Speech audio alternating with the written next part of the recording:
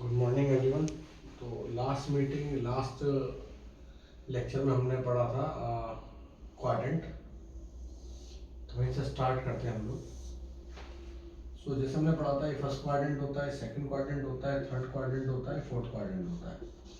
ठीक है, 0 से शुरू करते हैं, 90 डिग्री पे जाते हैं, 180 डिग्री पे जाते हैं, 270 degree.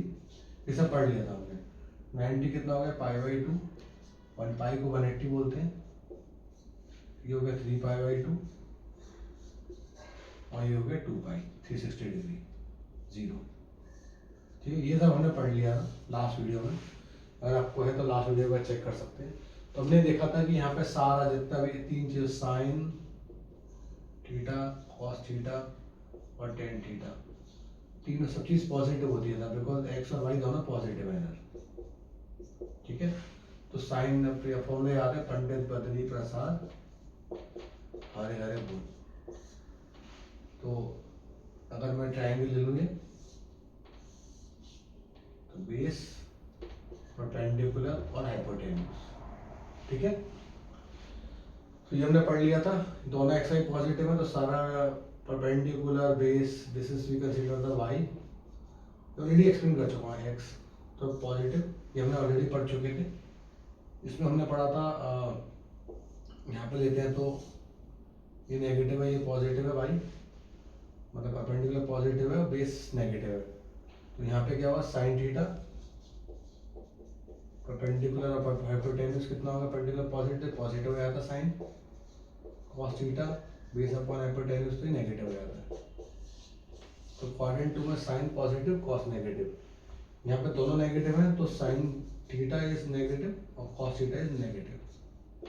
Tan theta is positive, divide करेंगे दोनों को, टेन थीटा आ जाएगा। ठीक है, यहाँ पे क्या होगा, एक्स और वाई, तो एक्स पॉजिटिव और वाई नेगेटिव, तो यहाँ साइन थीटा क्या हो जाएगा, साइन थीटा यहाँ हो जाएगा नेगेटिव, कॉस थीटा पॉजिटिव और टेन थीटा दोनों डिवाइड करेंगे तो नेगेटिव। तो आपको बेसिक याद रखना है। तो पहले क्वाड्रेंट में सब पॉजिटिव, सेकंड क्वाड्रेंट में sine positive, cos negative, third quadrant में दोनों नेगेटिव और फोर्थ क्वाड्रेंट में साइन नेगेटिव, कॉस पॉजिटिव। ठीक है, तो ये बेसिक्स आपको याद रखने हैं इसमें ना, इस वीडियो में।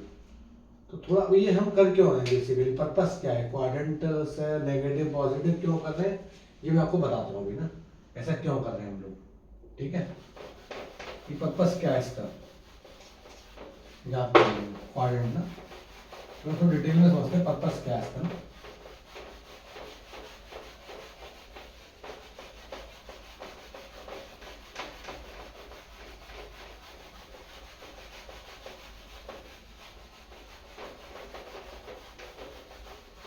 ये सब कर क्यों रहे हैं हम लोग, पर्पस क्या है।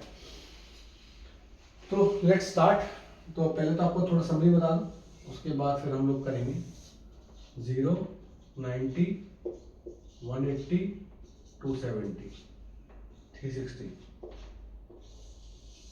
ठीक है, प्रत्येक हम लोग क्यों पता कर रहे हैं, साइन पॉजिटिव किधर है, साइन नेगेटिव क्यों, इन सबके रीजन है। तो आपको बताता हूँ इसका रीजन क्या है। अब मैं आपको एग्जाम्पल लेता हूँ, एग्जाम्पल समझाता हूँ इसमें ना, एग्जाम्पल से आपको समझते हैं थोड़ा सा ना।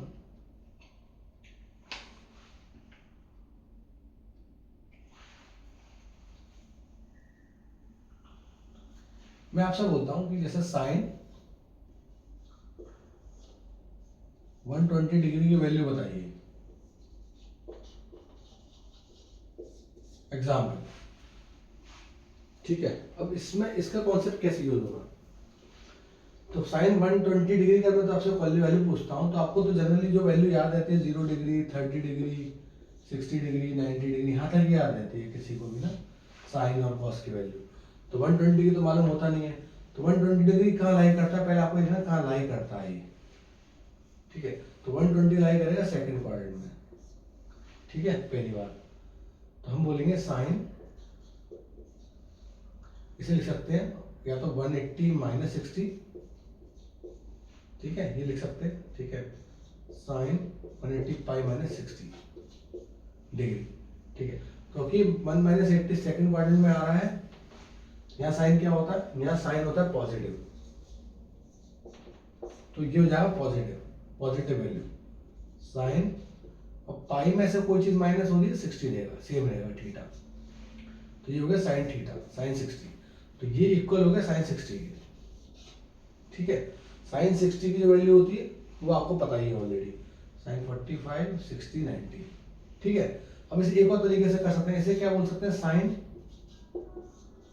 90 प्लस 30 बोल सकते हैं यहाँ से। तो सेकंड क्वाड्रेंट में ये भी सेकंड क्वाड्रेंट 90 प्लस 30 भी सेकंड क्वाड्रेंट में, तो ये जब 90 से कुछ भी प्लस माइनस होता है तो ये चेंज हो जाता है cos 30, क्योंकि साइन सेकंड ऑर्डर पॉजिटिव है तो cos प्लस हो जाएगा, तो cos 30 इसकी वैल्यू। और आप देखेंगे दोनों वैल्यू सेम होती है। ठीक है, तो इसलिए हमें ये एक एग्जांपल और लेते हैं हम लोग, ये तो सिंपल एग्जांपल है, एक एग्जांपल और लेते हैं।